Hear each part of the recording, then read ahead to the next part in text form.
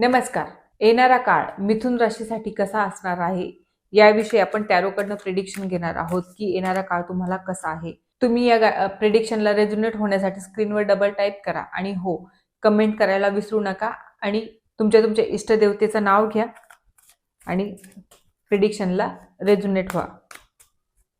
चला तर आपण मिथुन राशीसाठी पुढचा काळ कसा असणार आहे हे बघू.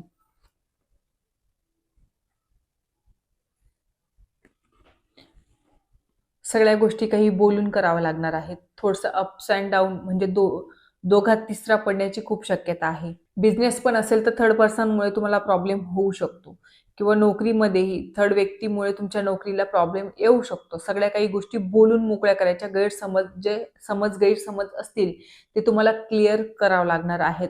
जर क्लिअर केलं तर स्टेबिलिटी खूप चांगली राहणार आहे. किंवा रिलेशनशिपही असेल तर बऱ्याचदा पारिवारिक प्रॉब्लेम्समुळे किंवा परिवारातल्या थर्ड पर्सनमुळेही तुमच्यामध्ये रिलेशन खराब होण्याची शक्यता खूप आहे. त्याच्यामुळे सगळ्या गोष्टी आपला पार्टनर असेल, आपला बॉस असेल, आपला कलिग्स असतील किंवा आपला जेही काही तुम्ही व्यवसाय करत असाल त्याच्यामध्ये बोलून सगळ्या गोष्टी सॉल्व्ह करण्याचा प्रयत्न करायचा आहे. आणि पुढचा काळ मग कसा राहील त्याच्यासाठी जर तुम्ही ह्या गोष्टी केल्या तर सगळं काही ट्रान्सपरंट होईल. सगळ्या गोष्टी तुम्हाला ट्रान्सपरंट ठेवायच्या आहेत. ट्रान्सपरन्सी ठेवली तर तुमच्या गोष्टीत सगळं पॉझिटिव्ह घडणार आहे. थोडासा इगो बाजूला ठेवायचा आहे. इगो आणायचा नाही. इगोमुळे प्रॉब्लेम होऊ शकतो. बाकी सगळं पॉझिटिव्ह आहे.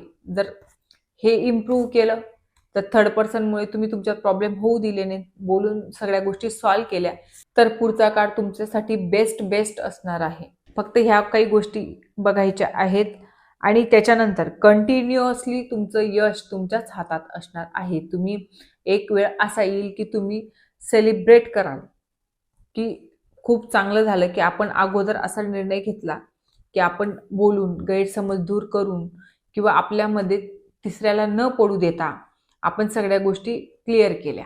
याचा आनंद शेवटी तुम्हाला होईल आणि तुम्ही सेलिब्रेट करणार आहात. तर चला, गायडन्स आवडलं असेल तर कमेंटमध्ये जय गजानन लिहायला विसरू नका. जय गजानन.